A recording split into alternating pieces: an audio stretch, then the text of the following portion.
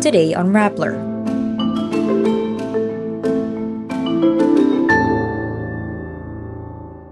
China warns the Philippines to resolve tensions over the South China Sea via dialogue.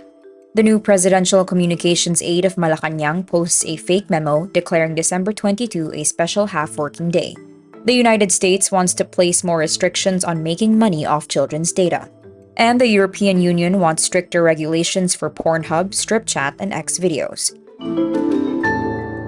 Chinese Foreign Minister Wang Yi warns the Philippines to address through dialogue what China sees as serious difficulties in the relations over the South China Sea. Beijing and Manila have traded sharp accusations in recent months over run-ins in the contested waters. In a phone call, Wang tells Foreign Affairs Secretary Enrique Manalo if the Philippines misjudges or colludes with ill-intentioned external forces in the disputed waters, China would defend its rights and respond resolutely. China lays claim to most of the waters within a so-called 9-dash line, which is also contested by Brunei, Malaysia, Taiwan, and Vietnam. This after Philippine Defense Secretary Gilberto Chodoro rebukes China for accusing the Philippines of provoking tension and stirring trouble in the South China Sea. The Permanent Court of Arbitration in 2016 says China's claims had no legal basis, a ruling the United States supports but Beijing rejects. Presidential Assistant for Strategic Communications Cesar Chavez apologizes for sharing a fake memo on Facebook stating December 22 had been declared a special half-working day by Malacanang. Major media outlets and local government pages shared the news on social media, mistaking it for an official Malacanang document. In its official gazette, Malacanang says, quote, "The document circulating as Proclamation Number 427 declaring December 22 as a special half-working day throughout the Philippines is false. Proclamation Number 427 refers to the declaration of 9 artists as Manlalikha ng Bayan for 2023, signed by Executive Secretary Lucas Bersamin on December 15. Chavez apologizes for, quote, "posting content that was not first verified by himself."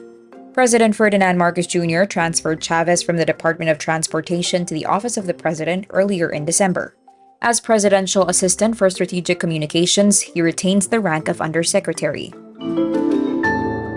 The United States Federal Trade Commission says it is considering changing the Children's Online Privacy Protection Rule to put more restrictions on when and how companies could monetize children's data.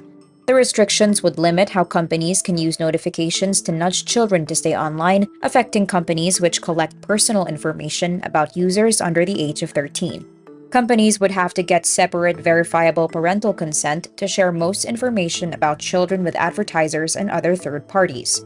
Critics have accused the platforms of failing to address mental health harms done by algorithms. The proposed changes would reinforce that companies cannot ban children from an activity if they decline to allow collection of personal data, and would allow school districts to bar companies providing educational technology for using any information it collects for a commercial purpose. The FTC would accept comments on the rule for 60 days. The European Union adds 3 adult content companies, Pornhub, Stripchat, and XVideos, to its list of firms subject to strict regulations under new online content rules.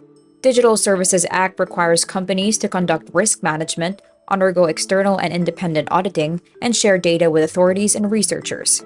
In April, the EU designated 5 Alphabet subsidiaries, 2 Meta platforms, 2 Microsoft businesses, X, and Alibaba's AliExpress among 19 companies under the rules. Pornhub says it had 33 million average monthly users as of July 31. XVideos says it has over 160 million users in the EU, while Stripchat claims to have over 500 million users globally.